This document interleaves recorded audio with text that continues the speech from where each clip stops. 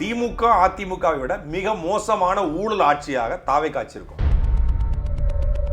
ஆனால் அவங்க லஞ்சம் ஊழல் இல்லை, எந்த துறையிலும் இல்லை, நாங்கள் ஒழிச்சிட்டோம், முற்று முழுதாக வந்து அதை களைஞ்சிட்டோங்கிறாங்க. காக்கா பிரியாணி சாப்பிட்டா காக்கா குரல் வராமல் உன்னி கிருஷ்ணன் குரலா வருங்கிற மாதிரி விஜய்க்கு ஓட்டு போட்டால் லைலாமணி வராமல் அப்புறம் என்ன உங்களுக்கு வந்து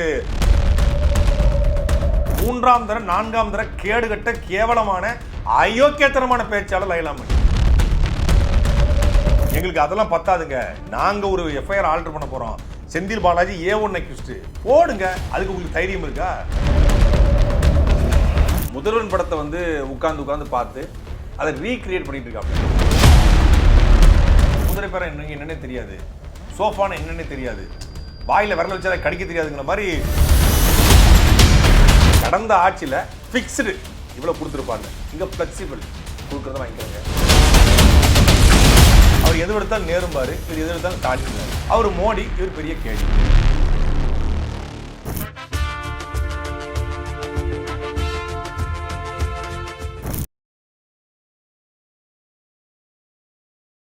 வணக்கம். வணக்கம். 2 மாத கால தாவே காட்சி மாற்றமா ஏமாற்றமா? அதாவது இந்த கேள்வி கேட்டோன்னு எனக்கு சிரிக்க தோணுது. ஏன்னா இடுக்கண் வருங்கால் நகுகன்னு சொல்லி வள்ளுவர் சொல்கிறாரு. இது யாருக்கு மாற்றம் இல்லை யாருக்கு ஏமாற்றம் அப்படிங்கிற கேள்வியை நம்ம திருப்பி கேட்க வேண்டியிருக்கு. இது வந்து விஜய்க்கு இது மாற்றம். ஆனால் விஜயை நம்பி வாக்கு செலுத்திய கிட்டத்தட்ட 1,70,00,000 வாக்காளர்களுக்கும் இது பெரிய ஏமாற்றம். அவர் வந்து மிகப்பெரிய ஒரு அரசியல் மாற்றத்தை கொடுப்பாரு அப்படின்னு பார்த்தா அவர் வந்து உடையில் மாற்றம் கொடுத்தாரு. அது ஒரு மாற்றம் நடந்திருக்கு. மகளிர் விடியல் பயணங்கிற அப்படிங்கிறத வந்து விடியலை தூக்கிட்டு அதில் ஒரு மாற்றத்தை ஏற்படுத்தி மகளிர் பயணம் அப்படிங்கிறத மாற்றத்தை கொண்டு வந்திருக்காங்க. இந்த மாதிரி பெயரளவில் சொல்லளவில் மாற்றம் நிகழ்ந்திருக்க ஒழிய செயலளவில் மாற்றம் நிகழ்ந்திருக்கா அப்படின்னா மாற்றம் நிகழலை.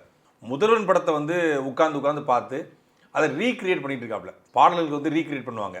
கில்லி பாட்டுக்கு வந்து விஜயும் திரிசாவும் ஆடுறத நிறைய இன்ஸ்டாகிராம் இன்ஃப்ளூயன்ஸ்லாம் வந்து ஆடுவாங்க. இப்போ இந்த மட்ட பாட்டுக்கு வந்து ஆடினாங்க மஞ்சள் சிலை கட்டிக்கிட்டு.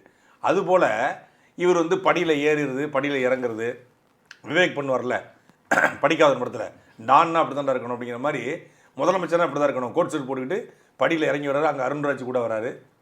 அந்த மாதிரி நான் ஒரு சீன் எடுக்கிறது, பேருந்து ஓட்டுறது, அப்புறம் வந்து ரேஷன் கடையில் புகுந்து போய் வந்து அரிசி போடுறது, இதெல்லாம் ஒரு முதலமைச்சர் செய்ய வேண்டிய வேலை அப்படின்னு யாரோடைய ஆழ்ந்த உறக்கத்தில் அவருடைய மனதில் போய் சொல்லியிருக்காங்க. அதெல்லாம் அவர் செஞ்சுக்கிட்டு இருக்காரு. இவர் ரேஷன் கடையில் அரிசியை போட்டிருக்க அதே வேளையில் நாகர்கோவில் கிளைச்சேரியில் சபரிவர்மன் அப்படிங்கிற ஒரு 34 வயது இளைஞர் அடித்து கொலை செய்யப்பட்டிருக்காரு. அன்றைக்கு வந்து ஆகாஷோடைய மரணத்திற்கும் அஜித்குமாருடைய மரணத்திற்கும் நீதி கேட்டு சாரிமா மாடல் அரசு, சாரி வேண்டாம் சார், நீதி வேண்டும்னு சொன்னார். இன்னைக்கு சபரிவர்மனுடைய மரணத்திற்கு தமிழக முதலமைச்சர் தன்னுடைய கட்டுப்பாட்டில் நேரடியாக காவல்துறை வச்சு காவல்துறை அப்பட்டமான ஒரு பொய் வழக்க போட்டு ஒரு 3 பாக்கெட்டு குட்கா வித்தாங்கன்னு ஒரு 3க்கு 3 இடத்துல கடை வச்சு நடத்தக்கூடிய ஒரு மளிகை கடை வச்சு பெட்டி கடை நடத்தக்கூடிய ஒரு இளைஞனை சதைச்சு அவன் குடும்பத்தையே சதைச்சு நடுத்தரு நிப்பாட்டிருக்காங்க. இதுக்கு யார் பொறுப்பேற்பா? இதை நம்ம கேள்வி கேட்டோம் அப்படின்னா இது நம்ம முதலமைச்சராக நேரடியாக போய் அடித்தார், முதலமைச்சராக கொண்டாடுறாங்க. அப்போ அன்றைக்கி ஸ்டாலினா நேரடியாக போய் அடித்தார், நீங்கள் ஏன் போகிறீங்க? ஏன்னா அவருடைய கட்டுப்பாட்டில் காவல்துறை இருக்குது. அப்போது அவருடைய கட்டுப்பாட்டில் இருக்கும் பொழுது அந்த கேள்வி நம்ம ஸ்டாலின் அவர்களை நோக்கி கேட்டோம். இன்றைக்கி விஜய் அவர்களை நோக்கி கேள்வி கேட்டிங்கன்னா என் கமெண்ட்டுகளை ஒருத்தன் போட்டுக்கிறான், என்னமோ தளபதியே வந்து லத்தியை தூக்கி அடித்த மாதிரி சொல்கிறேன், அவன் குக்கா வச்சுருக்கான், போலீஸ் விசாரிச்சிருக்கா, அடித்தான், செத்து போயிட்டான், இதுக்கு என்ன செய்ய முடியும்? இப்போ இந்த மாதிரி நார்மலைஸ் பண்ணக்கூடிய கூட்டம் வந்து அதிகரித்து இருக்கிறது. அதே போல் வந்து பேருந்தில் போயிட்டு வந்து டிஸ்கஸ் பண்ணுறது, அவரை வந்து கும்பிட்றது, இது மாதிரி ரீல்ஸுக்கான ஒரு ஆட்சியாக இருக்க ஒழிய ரியல் ஆட்சி வந்து இன்னும் தொடங்கலை. தொடமாட்டேன், தொடவும் விட மாட்டேன், தொட்டவங்களையும் விட மாட்டேன் அப்படின்னு பஞ்சு பேசினார் சட்டசபையில். இதையே வந்து கரூர் மேடையிலும் பேசினார். ஆனால் இன்னைக்கு பள்ளிக்கல்வித்துறையில் வந்து தனியார் பள்ளிக்கான அனுமதியில் பள்ளிக்கல்வித்துறை செயலாளர் கிட்டத்தட்ட ஒரு பள்ளிக்கு 5 லட்சம் வீதமாக கையூட்டு பெற்றிருக்காருன்னு சொல்லி ஆதவர்ஜினா விகடன் என்று அழைக்கப்படுகிற ஆனந்த விகடன்லேயே செய்தி வெளிவருது. ஜூனியர் விகடன் கழுகார் பக்கங்களில் தொடர்ச்சியாக ஒவ்வொரு அமைச்சருடைய ஊழல், மேக்கப் அமைச்சரின் ஊழல், ஆதிரை துறை அமைச்சருடைய ஊழல், அப்புறம் வந்து பார்த்தீங்கன்னா அறிவு திருக்கோயில் அமைச்சருடைய ஊழல்னு சொல்லி பேர் கொண்டவர். ஆமாம், நடராஜர் பேர் கொண்டவர்ன்றாங்க. கிட்டத்தட்ட வந்து ஒல்லிப்பிச்சான் நடிகரும் நம்பர் நடிகும் காதல்ங்கிற மாதிரி வந்துட்டு டீ கோட் பண்ண உட்காந்துருக்காங்க. ஏன்னா உயர்கல்வித்துறை, பள்ளிக்கல்வித்துறை, கால்நடைத்துறை இதில் முறை நடக்குது. தொழிலாளர் நலத்துறை அமைச்சர், மேக்கப் அமைச்சர்னு சொல்லி பர்வேஸை குறிப்பிடுறாங்க. இப்படி எல்லா துறையும் ஊழல். ஒரு பக்கம் பார்த்தீங்கன்னா கனிம வள கொலை நடக்குது. உங்கள் திருவாரூர் மாவட்டம் மன்னார்குடியில் வடுவூர் ஏரி அப்படிங்கிற ஏரியவே கிட்டத்தட்ட 22 அடிகள் ஆக்கிரமிச்சிருக்காங்க. தாவேக்காவுடைய மாவட்ட செயலர் யுவிஎம் ராஜா அப்படிங்கிற ஒருத்தன் வந்து கையூட்டு பெற்றுக்கொண்டு அந்த ஏரியை ஆக்கிரமிக்க திருநாவுக்கரசு என்ற நபர் வந்து முழுமையாக ஆக்கிரமிச்சிருக்காரு. இப்போ 2 நாளைக்கு முன்னாடி தான் போராடிய நபர் மீது, புகார் கொடுத்த நபர் மீது காவல்துறை வழக்கு பதிவு பண்ணியிருக்காங்க மன்னார்குடியில். அப்புறம் நம்ம காணொலி வெளியிட்ட பிறகு மாவட்ட ஆட்சியர் வந்து அந்த ஏரியை வந்து ஆக்கிரமிப்பை தடுத்திருக்காரு. இப்போ அந்த நபர் மீது நடவடிக்கைன்னு சொல்லியிருக்காங்க. இப்படி தமிழ்நாடு முழுக்க கனிம வள கொள்ளை தொடர்ச்சியாக நடந்துட்டு இருக்கு. இப்போ பார்த்தீங்கன்னா நேற்று ஒரு செய்தி வெளிவருது, 12 இடங்களில் காவிரி டெல்டா மாவட்டங்களில் மணல் குவாரி அமைப்பதற்கு வந்து தமிழக அரசு பரிசீலனை செய்யுது. இந்த மணல் குவாரிகளை பொறுத்தவரை நேரடியாக நீர்வளத்துறை அமைச்சர் திரு புசியானதுடைய கட்டுப்பாட்டில் வருது. ஒரு பக்கம் கேரளா எல்லைகளுக்கு கட்டுக்கடங்காத வகையில் லாரிகள் வந்து கனிமவளங்களுக்கு கடத்தப்படுது. அது பிரபுவோடைய துறை. கேரளாவுடைய மாத்ருபூமி அப்படிங்கிற கேரளாவுடைய செய்தி ஊடகம் அதை செய்தியாக வெளியிட்டு இது போல் ஒவ்வொரு லாரிக்கு 200 ரூபா வாங்குறாங்க அப்படின்னு சொல்லி அவங்க ஆதாரப்பூர்வமாக எடுத்து போகிறாங்க. கேரள செய்தி ஊடகம் போட்ட பிறகு அதை எடுத்து தமிழ் ஊடகங்கள் பேசுது.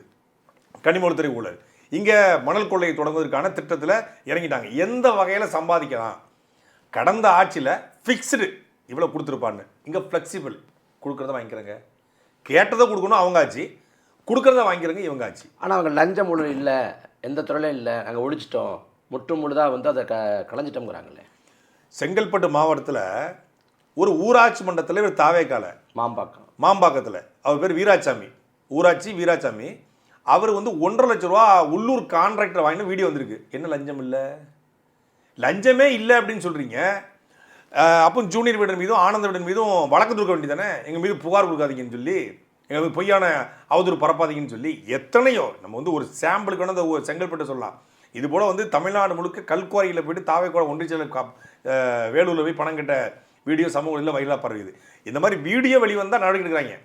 எல்லாரும் வீடியோ எடுத்துக்கிட்டா போய் வந்து பணம் கேட்பான், இவன் ஏதோ ஃபேஸ்புக்கில் லைவ் போட்டு விட்டாங்க இவங்க கேட்குறத.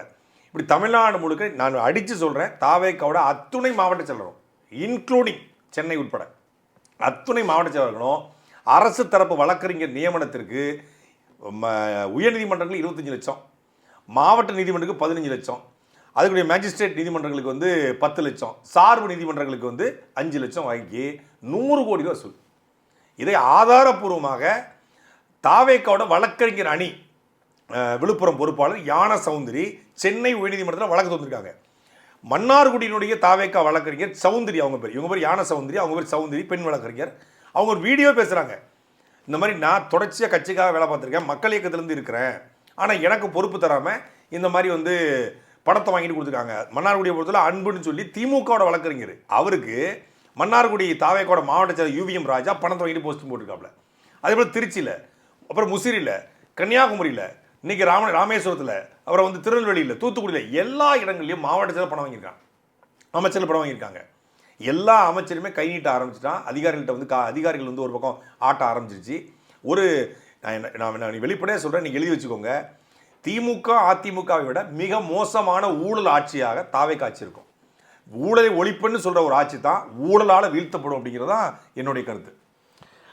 குதிரை பேரம்ங்கிறது பேசுபொருளாக இருக்குது. இப்போ வந்து இந்திய கம்யூனிஸ்ட் கட்சியை சேர்ந்த வீரபாண்டியன் வந்து குதிரை பேரம் நடக்குது, தமிழ்நாட்டுக்கு வந்து இது ஆபத்து, இந்த கலாச்சாரம் பரவக்கூடாது அப்படின்னு சொல்கிறாரு.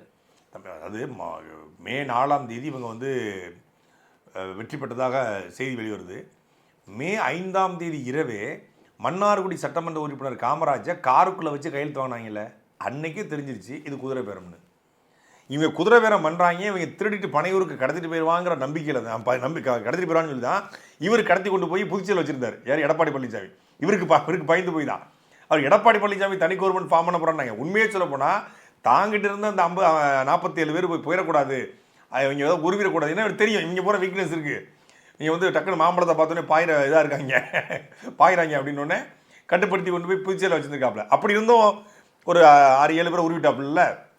இப்போது விஜயபாஸ்கராக இருக்கட்டும், எம்ஆர் விஜயபாஸ்கராக இருக்கட்டும், எஸ்ஐ சுப்பையாவாக இருக்கட்டும், இந்த செய்யாறு இவங்க வேட்பாளராக இருக்கட்டும், இவங்க எல்லாருமே எதற்காக தாவேக்காக போனோம்? கொள்கை பிடிச்சி போனாங்களா? கொள்கை பிடிச்சிருந்தா தாவேக்காவோட விக்கிரவாண்டி மாநாட்டுக்கு அப்புறம் போயிருக்கலாம், இல்லை செங்கோட்டையம் போன மாதிரி போயிருக்கலாம், இல்லை இந்த சோழவந்தான் வேட்பாளர் போன மாதிரி தேர்தலுக்கு முன்னாடியாவது போயிருக்கலாம், இல்லை ரெட்டியார்பட்டி நாராயணம் சிறு நாங்குநேரி வேட்பாளர் போன மாதிரி போயிருக்கலாம், சீட்டுக்காக போயிருக்கலாம். சீட்டுக்கு போகலை, அதுக்கு முன்னாடி வந்து கொள்கை பிடிச்சும் போகலை. விஜய் பெரிய மாற்றத்தை ஏற்படுத்துவார், பெரிய ஒரு லெஜெண்டு, அவர் ஒரு பெரிய கரிஸ்மாட்டிக் லீடர், எம்ஜிஆருக்கு அப்புறம் அவர் தான் நேர்மையினுடைய நேர் வடிவம் அப்படின்னு முன்னாடி போயிருக்கணும். அப்படிலாம் போகாமல் தேர்தலில் ஜெயித்த பிறகு தோற்று போனால் கூட பரவாயில்ல, தோற்று போன பிறகு ஆளுங்கட்சிக்கு போகிறாங்க அப்படின்னா சரி, இனிமேல் அரசியல் புகலிடம் தெரியுதோ அரசியல் அடையாளம் தெரிவதற்காக போகிறாங்க. ஜெயிச்சவங்க போகிறாங்கன்னா 100 விழுக்காடு இது ஒரு குதிரை பேரம். ஆனால் குதிரை பேரம் என்னன்னே தெரியாது, சோஃபான என்னன்னே தெரியாது, வாயில் விரல வச்சா கடிக்க தெரியாதுங்கிற மாதிரி விஜய் அவர்கள் பேசுவது வேடிக்கையிலும் வேடிக்கை. இது முழுக்க முழுக்க ஒரு குதிரை பேரம் நிகழ்ந்திருக்கிறது, குதிரை பேரம் ஆட்சின்னு சொல்லி நீதிமன்றம் கண்டிக்குது. அதனால தான் ஜூலை 31ஆம் தேதி வரைக்கும் வந்து இவர்களை வந்து இந்த குறிப்பிட்ட 5 தொகுதிகளில் இடைத்தேர்தல் நடத்தக்கூடாது, தேதி அறிவிக்கணும்னு சொல்லி சொல்கிறாங்க. நாம் தமிழ் கட்சி சார்பாக சீமான் அவர்களே சொல்லியிருந்தாங்க, இந்த 5 பேரும் உங்களுக்கு இடைநீக்கம் பண்ணுங்க. அதாவது தேர்தலே நடத்தக்கூடாதுங்கிறது தப்பு இல்லது. இப்போ அந்த தொகுதியில் வந்து மக்களுக்கான தேவைகள் இருக்கும், அந்த மக்களுடைய பிரச்சனைகள் இருக்கும், அவங்களுக்கு தண்ணி பிரச்சனை இருக்கலாம், இல்லை வந்து ஏரி பிரச்சனை இருக்கலாம், விவசாய பிரச்சனை, அதுக்கு ஒரு எம்எல்ஏ தேவைப்படுறாரு. இவன் ஃப்ராடுன்னு சொல்லு, நீ மொத்தமாகவே தேர்தல் தப்புன்னு சொல்ல முடியாதுல்ல.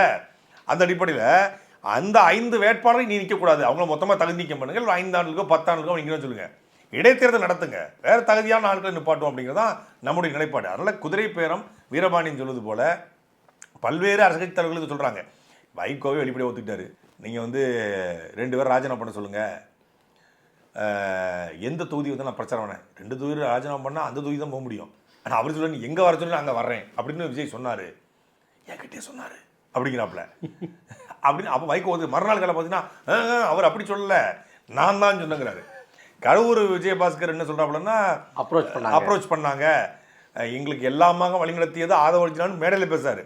பத்திரிகையாளர் சந்திக்கும் போதும் அப்ரோச் பண்ணி எங்களை வந்து தாவேக்கள் அழைச்சாங்கன்றாப்புல. திருப்பி கரூரில் கேட்டால் நான் அப்படி இல்லை, நானாக தான் போனேங்கிறாப்புல. இது செய்தியாக மாறினதுக்கப்புறம் உருட்டுறாங்களே ஒழிய, அப்போ அவங்களை அறியாமல் வெளியே வருது. அந்த பெருந்தன்மையாக சொல்கிறேன்ட்டாங்க, அவங்க கூப்பிட்டாங்க நாங்கள் போனோம் அப்படின்னு. அப்போ கூப்பிட்டாங்க போனோம்னா எதற்காக கூப்பிட்டாங்க, எப்படி கூப்பிட்டாங்க, எதை வைத்து கூப்பிட்டாங்க, ஏதாவது காட்டி கூப்பிட்டாங்களா, ஏதாவது கொடுத்து கூப்பிட்டாங்களா, ஏதாவது காட்டி கொடுத்து கூப்பிட்டாங்கன்னா. இன்னொன்று, இது குதிரை பேருங்கிறது வெறும் பணம் மட்டும் கிடையாது. உங்களுக்கு எம்எல்ஏ பதவி தர்றேன், உங்களுக்கு அமைச்சர் பதவி தர்றேன், உங்களுக்கு வாரிய பதவி தரேன், உங்கள் வழக்குகளை வந்து நான் பார்த்துக்கிறேன், உங்களை கம்ஃபர்டபுள் நாங்கள் வச்சுக்கிறோம் அப்படின்னு சொல்கிறதுக்கு பேரும் குதிரை பேரம் தான். குதிரை பேரங்கிறது வந்து அரசியல், நீங்கள் வந்து தேர்தல் ஆணையம் இதை முழுமையாக நேர்மையாக நடந்தால் குதிரை பேரம் நிகழ்ந்திருக்கு, தாவேக ஆட்சியவே கலைக்க முடியும், இந்த 5 பேரை நிரந்தரமாக தடை செய்ய முடியும். இந்த பதவி நியமனங்கள் வந்து பேசுபொருளாகுது. ஜெகதீஷ் பழனிசாமியை வந்து பதவி நியமனம் பண்ணார் முதலமைச்சரோட துணைச் செயலராக. 32 நாட்கள் கழித்து தான் தெரிஞ்சிச்சு. அப்புறம் வெங்கட் நாராயணா வந்து அவர் வந்து டெல்லி சிறப்பு பிரதிநிதியாக நியமிக்கப்பட்டார். இப்போ பாடலூர் கழக தலைவராக லயலாமணி நியமிக்கப்பட்டிருக்காரு. இதில் பல பேர் வந்து அவர் எளிய குடும்பத்து பிள்ளை, ஒரு சாமானியர், கொடுக்கக்கூடாதா, நீங்கள் வேற்றச்சல் பட்டு பேசுகிறீங்க அப்படிலாம் சொல்கிறாங்க. அது லயலாமணி எளிய குடும்பமாக இருக்கட்டும், அவர் கஷ்டப்பட்ட குடும்பமாக இருக்கட்டும், அவர் 2013 காலகட்டத்தில் அவர் வந்து ஈழப்போராட்டங்களில் பங்கெடுத்துருக்கட்டும், அதெல்லாம் மாற்றுக்கிறதே இல்லை. சொல்லப்போனால் லயலாமணி எனக்கும் நல்ல நெருக்கமான பையன்தான், தெரிஞ்ச பையன்தான். என் திருச்சியில் என்னோடய அறையில் வந்து கிடந்துக்கிறேன், நானே சாப்பாடு வாங்கி கொடுத்துருக்குறேன், எவ்வளோ பண்ணியிருக்கிறோம். அது வேறு அதெல்லாம் பெரிய பேசுறதுக்கு ஒன்றும் இல்லை. அதில் வந்து நட்பாக இருக்கக்கூடிய ஆள் தான், அதை மாற்றுக்கிறது கிடையாது. இப்போ தனிப்பட்ட லயலாமணியா தமிழ்நாடு பாடலூர் கழகமா அப்படின்னு பார்க்க வேண்டியிருக்கு. தமிழ்நாடு பாடலூர் கழகத்துக்கு ஏற்கனவே லியோனி அவர்கள் வந்து வரும்பொழுது லியோனியெல்லாம் அந்த பாடலூர் கழகத்துக்கு தலைவரான்னு கேட்டோம். இப்போ திரும்பி பார்க்கும்போது அவர் எவ்வளோ பரவாயில்லைங்க. ஏன்னா அவராது ஒரு மாஸ்டர் டிகிரி முடிச்சிருக்காரு, வாத்தியார் சென்ட் ஜோசப் ஸ்கூலில் வந்து திண்டுக்கல்ல வாத்தியார், ஆரம்ப காலத்தில் வாத்தியார். அப்புறம் அதை ரிசைன் பண்ணிட்டு ஒரு பட்டிமன்ற பேச்சாளராக, இலக்கிய பேச்சாளராக வெளியே வந்துடுறாரு. கொஞ்சம் ஒரு காமெடியாக பேசுவார், ஃபன்னாக பேசுவார், கொஞ்சம் ஒரு மிமிக்ரிலாம் பண்ணுவாருங்கிறதுக்காக நம்ம அவரை வந்து பாடலூர் கழகத்துக்கு வந்து சிறந்த ஆள் இருக்கணும். ஏன்னா தமிழ்நாடு பாடலூர் கழகங்கிறது கிட்டத்தட்ட 52 லட்சம் மாணவருடைய வாழ்க்கையை தீர்மானிக்கக்கூடிய இடம். பள்ளிக்கல்வித்துறை அமைச்சருக்கு என்ன பொறுப்பு இருக்கோ அதுக்கு சற்றும் குறைவில்லாத ஒரு பொறுப்பு பாடநூல் கழக தலைவருக்கு இருக்குது. இவர் பள்ளிக்கூடம் அமைப்பது, புதிய திட்டங்களை போடுவது, அவர் பாடத்திட்டங்களை உருவாக்குவது, மாணவர்களுக்கான திறன் மேம்பாடு குறித்த பாடங்களை வந்து புதிதாக உருவாக்குவது, பொது அறிவு குறித்த இதை உருவாக்குவது. அந்த மாதிரி திறன் மேம்பாடு, பொது அறிவு இவருக்கு இருக்குது. இவர் வந்து அந்த மாதிரி கடந்த காலங்களில் இருந்திருக்காரு அப்படின்னா இல்லை. இவருடைய மேடை பேச்சு பார்த்தீங்கன்னா சீமானனை சாமான் அப்படின்னு சொல்கிறாரு, பேரை இழிவுபடுத்தி சாட்டை ஒரு ஓட்டை அப்படிங்கிறாரு. 3ஆம் தர பேச்சு, 3ஆம் தர 4ஆம் தர கேடுகட்ட கேவலமான அயோக்கியத்தனமான பேச்சாளர் லயலாமணி. அவர் வந்து அவருக்கு வந்து தனிப்பட்ட முறையாக அவன் போராடி இருக்கிறான் அப்படின்னா இங்கே எவ்வளவோ மொழிப்போர் தியாகிகள் இருக்காங்க. திமுகவுடைய துறைமுறையே வந்து மொழிப்போர் காலகட்டத்திலேருந்து இருக்கிறது, மொழிப்போர் கள வீரர்களும் மொழிப்போர் களத்தில் இருந்தவர். அதே போல் வந்து இந்தி திணிப்புக்கு எதிரானவர் தான். இவர் வந்து அங்கே இருந்தார், அதனால் அவர் மீதான தவறுகளை நம்ம நியாயப்படுத்த முடியுமா? எத்தனையோ பேர் இருக்காங்க திமுகவில் இன்றைக்கி குற்றம் சாட்டப்படக்கூட பல பேர் நபர்கள் வந்து ஆரம்ப காலகட்டத்தில் ஏதோ ஒரு போராட்ட காலத்தில் இருந்திருப்பாங்க, ஏதோ ஒரு மக்களோடு இருந்திருப்பாங்க. அதுக்காகவே வந்து அவங்க வந்து அமைச்சராகும் போது இல்லை அவங்க மீது தவறு வரும் குற்றச்சாட்டப்படும் போதும் அதை நியாயப்படுத்த முடியாது ஆரம்ப காலத்தை வச்சு. அதுபோல் இவர் எளிமையான பின்னணி, இந்த ஏழைத்தாயின் மகன் சொல்லி மோடி தப்பிச்சு கொள்வது போல, நானும் வந்து விவசாயம் நேசிக்கிறேன்னு சொல்லி விஜய் தப்பிச்சு கொள்வது போல, இவர் வந்து எளிய பின்னணி, சாதாரண குடும்ப பின்னணி, அது கஷ்டப்பட்டு வந்திருக்காரு, அவருக்கு இது கிடைச்சிக்குன்னு சொல்லி அப்பட்டமான ஏதோ ஒரு காரணமே ஒழிய மற்றபடி அவருக்கு இந்த தமிழ்நாடு பாடநூல் கலை தலைவருக்கு எந்த தகுதியும் இல்லை என்பதுதான் என்னுடைய கருத்து. அவருக்கு மட்டும் இல்லை, என்ன குடும்பம்னா அவருக்கு தகுதி இருக்கான்னு கேட்டால் பள்ளிக்கல்வித்துறை அமைச்சர் ராஜ்மோகன் மட்டும் தகுதி இருக்கா? ராஜ்மோகன் என்னுடைய ஆகச்சிறந்த அறிவிச்சிறந்த பேச்சாளரா? அவரும் வந்து ஒரு ரெண்டாம் ஒரு மூன்றாம் தான் ஒரு ரெண்டாம் தர பேச்சாளர் வச்சுக்கலாம். கொஞ்சம் வார்த்தைகளை கொஞ்சம் கவனமாக பயன்படுத்துவார், அவ்வளோதான். மற்றபடி வந்து ஒரு மேடை பேச்சுக்கான எந்த விதமான வரையறையும் இல்லாத நம்பிக்கை பேச்சாளர், தன்னம்பிக்கை பேச்சாளர் மாதிரி வேணால் சொல்லலாம். அந்த மாதிரி பேச்சாளர் தான் ஒழிய மாணவர்கள்ட்ட போயிட்டு வந்து முட்டி போட்டு தரையில் இருந்தால் அது பேர் முட்டி, முட்டிக்கும் துடைக்கும் இடுப்புக்கும் நடுப்பதா இடுப்பு, உடம்பை ரெண்டாக வெட்டி போட்டால் இடையில் வருவது இடை அப்படின்னு பேசிட்டு வந்திருக்காரு.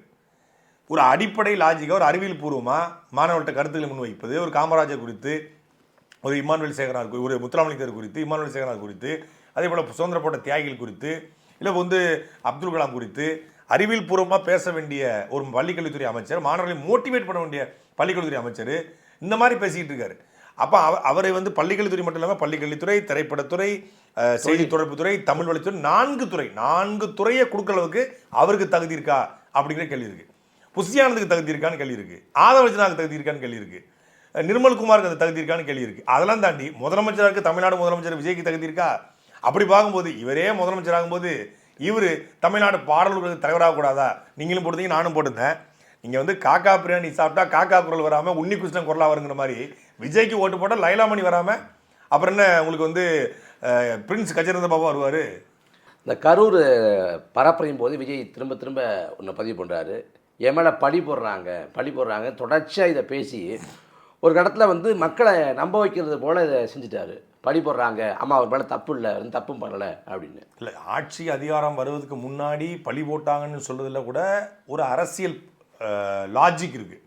ஏன்னா அரசியலாக எல்லாரும் சொல்கிறதான், என் மேலே பழி போட்டாங்க, என்னை நசுக்கிட்டாங்க, ஒடுக்கிட்டாங்க, அடக்குமுறை எவிட்டாங்கன்னு. அதிகாரத்தை அடைவதற்காக அதிகாரத்தை அடைஞ்சாச்சு. அதுவும் நீங்கள் வந்து இன்னைக்கு ஒரு ஏகோபித்த தலைவராக எல்லா கூட்டணி கட்சி தலைவர்களும் உங்களை ஆதரிச்சிட்டாங்க. சிபிஐ, சிபிஎம், மதிமுக, விசிகா, காங்கிரஸ், கம்யூனிஸ்ட் எல்லாம் வந்துட்டாங்க. எல்லாம் வந்த பிறகு கூட உள்ளாட்சியிலும் நான் தான், இடைத்தேர்தலில் நான் தான், நாடாளுமன்றத்திலும் நான் தான், இன்னும் 40 வருஷத்துக்கு நான் தான் சொல்லிட்டு இருக்கீங்க. அப்படி இருந்தும் இப்பவும் பழி போட்டாங்கன்னு ஏன் சொல்லணும்?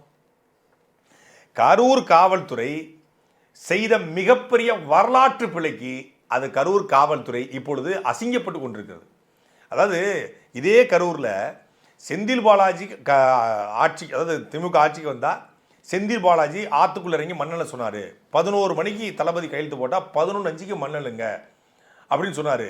இப்படிப்பட்ட ஒருத்தர்லாம் அமைச்சரானா நாடு நாசமாக போயிடும் நான் சொன்னேன். இதுக்கு என் மேலே கரூரில் வழக்கு நேத்தா வாய்தா, 5 வருஷமாக நடந்துட்டு இருக்கு வாய்தா, நேத்தா வாய்தா. இந்த ஒரு வார்த்தைக்கு என் மேலே வழக்குங்க. இதுதான் என்னுடைய முதல் கைது. உங்களுக்கு தெரியுமில்ல, திருச்சியில் நடந்த கைதை வந்து அந்த கைதில் முதல் வழக்காக வைக்கப்படுது அரசின் சார்பாக. அது வந்து தனிநபர் வழக்கு, கொரோனா சமயத்தில். ஆமாம், அது தனிநபர் வழக்கு. தலைவரை ஒருத்தன் திட்டுறான், நம்ம போகிறோம், அவன் போகலாம். ஆனால் அரசு கொடுத்த வழக்குன்னா இந்த வழக்கு தான். முதல் வழக்கு 2021 ஜூன் மாதம் 11ஆம் தேதி, நல்ல ஞாபகம் இருக்கு எனக்கு, கரூர் காவல் நிலையத்தில் சைபர் கிரைம் வழக்கு. அப்போ இந்த ஒரு வார்த்தைக்கே வழக்கு பதிவு செய்து கைது பண்ணீங்கல்ல. கரூரில் 41 பேர் இறந்துருக்காங்க. 41 இறந்தும் அவரை பார்க்காம ஒருத்தர் போகிறாரு. அதில் வந்து புஷியானந்த் மீதோ, ஆதவர்ஜனா மீதோ, நிர்மல்குமார் மீதோ, இந்த விஜய் மீதோ ஏன் கரூர் காவல்துறை வழக்கு பதிவு செய்யலை? இந்த வழக்கில் மதியழகன் இருக்கார், நிர்மல்குமார் இருக்கார், புஷியானந்த் இருக்கார். ஏன் ஆதவர்ஜனா இல்லை? அவர் ஆர்கனைசர் இல்லையா? ஏன் கட்சியினுடைய தலைவர் விஜய் இல்லை? ஏன்னா ஆதவர்ஜனாவும் விஜய் தான் மேலே நிற்கிறாங்க. அவங்களுக்கு தான் செய்தி நேரடியாக போகுது. தண்ணி கேட்குறாங்க, மக்கள் தண்ணிப்பாட்டை தூக்கி போடுறாங்க. எல்லாத்தையும் ஆர்கனைஸ் பண்ணுறது 2 பேர் தான். அதுபோல் ஜான் ஆரோக்கியசாமி அவர் மொத்தத்தையும் ஆர்கனைஸ் பண்ணுறார். அவர்கள் மீது அன்னைக்கே வழக்கு பதிவு செய்து தூக்கி உள்ளே வச்சிருந்தா இது நடந்திருக்குமா? நீங்கள் குறைந்தபட்ச அக்கௌண்டபிலிட்டின்னு சொல்லுவாங்க, அதாவது பொறுப்பேற்பு. நான் என் கூட்டத்துக்கு வந்து என்னை பார்க்க இறந்து போயிட்டாங்க, இனிமேல் இந்த வார்த்தை நான் அன்னையிலேருந்து நீங்களும் சொல்கிறீங்க, நானும் சொல்கிறேன். இனிமேல் இது போல் தமிழ்நாட்டில் எங்கேயும் நடக்கூடாதுன்னு பேசியிருந்தீங்கன்னா உண்மையிலே நீங்கள் ஒரு லீடர். ஆனால் கரூருக்கு வந்தும் கூட அன்னைக்கு பேசின பேச்சு அரகண்ட் ஸ்பீச், அருவருப்பான ஸ்பீச். நீங்கள் கூட அருவருக்கத்தக்கன்னு போட்டிருந்தீங்க. ஒரு அயோக்கியத்தனமான ஒரு ஒரு என்ன சொல்கிறது, மக்களை பார்த்து பேசுவாங்க, அயோக்கியத்தனமான பேச்சுன்னே சொல்லலாம் அந்த பேச்சை வந்து.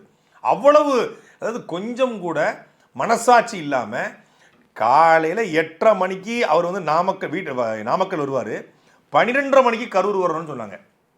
ஏன் இது திருவாரூர் நடக்கலை, ஏன் அங்கே நடக்கலை? பெரம்பலூர் காவல்துறை நம்மகிட்ட சொன்னாங்க. பெரம்பலூருக்கு போகிறது நைட்டு 1:30 மணிக்கு, இரவு 1:30 மணிக்கு போகும்போது உங்களை வந்து தாம்பளத்தை வச்சு வரவேற்பாங்களா? இங்கே வந்து 3 to 10 அனுமதி. ஆனால் இவர் சொன்னது 12:30 மணி. 3 to 10 அனுமதிக்கும் போது காவல்துறை வந்து தடுக்க முடியாது ஒன்று.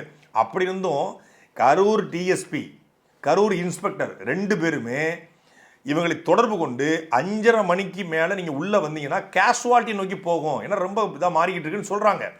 அப்படி இருந்தும் வண்டி உள்ளே வருது. இங்கே நடந்த தவறே எல்லாரும் பேச மறுப்பது, அந்த 4 வழிச்சாலையிலேருந்து வண்டி உள்ளே வரும்போது இவர் வண்டிக்குள்ளே போயிடுறாரு. கேட்டால் வந்து டிஃபன் சாப்பிட போனாருன்றாங்க. அந்த இவர் யாருமே பேச்சை கேட்க வரல, எல்லாரும் பார்க்க வந்தவன் தான். பார்க்க வந்திருந்தா அங்கங்கே பார்த்தது கலைஞ்சிருந்தான்னா இது அழகாக வண்டி உள்ளே மூவ் பண்ணி போயிருக்கோம். இவர் உள்ளே போனதில்லை, எல்லாரும் இவரை பார்த்தே ஆகணும்னு சொல்லி வம்படியாக மொத்த பேர் வரான். நம்ம பார்த்த ஒரு காணொலியில் வந்து வண்டி போயிட்டு இருக்கும், மொத்த பேர் ஓடுவான். அதில் கூட ஒருத்தர் விழுவார் கீழே, மொத்த பேரும் போகிறான். இந்த வண்டி உள்ளே வருது. வேலுச்சாமிபுரத்தில் அந்த 5:30 மணிக்கு சனிக்கிழமை வேலை விட்டு வர ஒரு டீம் ஒரு 5000 பேர் வர்றான். அவன் எல்லாரும் இறங்குறான், டெக்ஸ்டைல் அவன் எல்லாரும் உள்ளே வரான். ஸோ க்ரௌடு மேலே கிட்டத்தட்ட 30-35,000 வரைக்கும் கூட வந்துருக்கலாம்னு சொல்கிறாங்க. 25,000 சொல்லி காவல்துறை சொல்லுது, 35,000 வரைக்கும் கூட அந்த க்ரௌடு போயிடலாம். அது சின்ன சாலை, 100 அடி சாலை, ஒரு விஸ்தாரமான சாலை தான். 4 லாரிகள் போகக்கூடிய அளவுக்கு சாலை. அந்த சாலையில் 2 பக்கம் கூடிய கிளை சாலைகள் முழுக்க இருசக்கர வாகனத்தை போடுறான், பஸ்ஸை கொண்டு காரை கொண்டு போட்டுறான். ஒரு ஓடி போக கூட முடியாது, ஒரு யூரின் போக கூட ஒருத்தன முடியாது. 12 மணிலேருந்து காத்துக்கிறான். ஆண்கள் போக முடியும், பெண்கள் யூரின் கூட போகலை. ஒரு மொபைல் டாய்லெட் இல்லை, தண்ணி பாட்டில் இல்லை, சாப்பாடு வைக்கல. உச்சி வெயிலில் காத்து கிடக்கிறான். காத்து கிடக்கும் பொழுது அந்த வண்டி அமுக்கிக்கிட்டு உள்ளே வரும்போது பிதுங்குது. எல்லாரும் ரிவர்ஸில் போய் பொத்து விழுறான். இது ஒரு விபத்து, மாட்டுக்கருத்து இல்லை. இது வந்து ஆம்புலன்ஸ் உள்ளே போச்சு, தண்ணி பாட்டில் வீசினாங்க, கத்தியை வீசினாங்க, ஆசிட்டை வீசினாங்க. அப்படின்னா யார் வீசினது? பழி போடுறீங்களே உங்கள் காட்சி, நீங்கள் முதலமைச்சர், உங்கள் டிஜிபி, உங்கள் கமிஷனர், உங்கள் எஸ்பி எல்லாம் இருக்காங்க. இவங்க தான் வீசினார். 57 ட்ரோன் கேமராக்கள் பறந்துருக்கு. விஜயனுடைய வாகனம் அதில் சிசிடிவி இருக்குது. இவ்வளோ ஊற்றி மொத்தமாக ஆய்வு பண்ணி ஒரு பக்கம் சிபிஐ விசாரிக்கட்டும், சுப்ரீம் கோர்ட் விசாரிக்கட்டும். நீங்கள் ஒரு டீமை போடுங்க, எங்களுக்கு அதெல்லாம் பத்தாதுங்க. நாங்கள் ஒரு எஃப்ஐஆர் ஆல்டர் பண்ண போகிறோம். செந்தில் பாலாஜி A1 அக்யூஸ்டு போடுங்க, போட்டு தூக்குங்க. பழி போடுறேன்னு சொன்னீங்கல்ல, ஏன் மொத்த பேர் தூக்க வேண்டியதானே? அதுக்கு உங்களுக்கு தைரியம் இருக்கா? அப்போ அதுக்கு ஆதாரம் தான் தூக்க முடியும், சும்மா தூக்க முடியாதுல்ல. தெளிவாக தெரிகிறது விஜய் அவர்களுடைய காலதாமதம் தான் இந்த மரணத்திற்கு, இந்த விபத்துக்கு முதல் காரணம். விஜய் சொல்வது போல யாருமே சொல்லலைங்கிறாரு. 50 மீட்டருக்கு முன்னாடி அக்ஷயா மருத்துவமனை நினைக்கிறேன், அந்த மருத்துவமனை வாசலை நிப்பாட்டி உள்ளே போக வேண்டாம்னு போலீஸ் சொல்லியிருக்காங்க. உள்ளே போக வேண்டாம். ஏன் போக வேண்டாம்? உள்ளே போனால் விபத்தாயிரும், ஏதாவது ஆயிடக்கூடாது. இல்லை, அங்கே தான் லைவ் கவரேஜ் இருக்குது, அங்கே தான் லைட் இருக்குது, அங்கே தான் ஸ்டேஜ் இருக்குது, அங்கே தான் கேமரா இருக்குது அப்படின்னு சொல்லி வம்படியாக உள்ளே போகணும். 50 மீட்டருக்கு முன்னாடி நிப்பாட்டியிருந்தா கூட இது கிடையாது. அப்போ காவல்துறையும் தவறு பண்ணிச்சு. காவல்துறை தவறு, இவங்களை வழக்கு போடாமல் தவறு பண்ணிச்சு.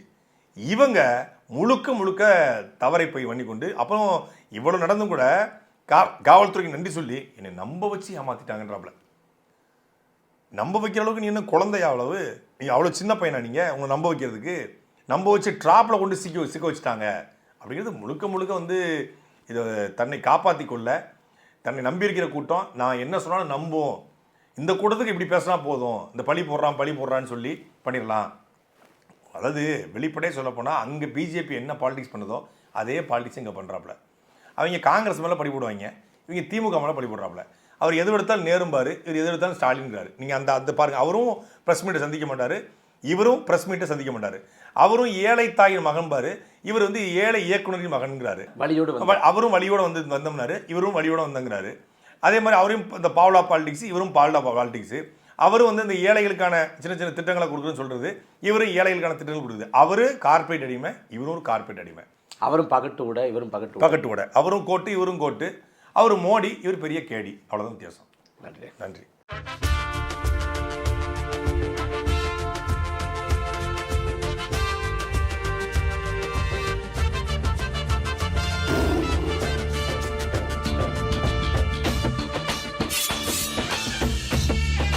எங்கள் தேசம் ஓர் இனத்தின் பெருங்கனவு.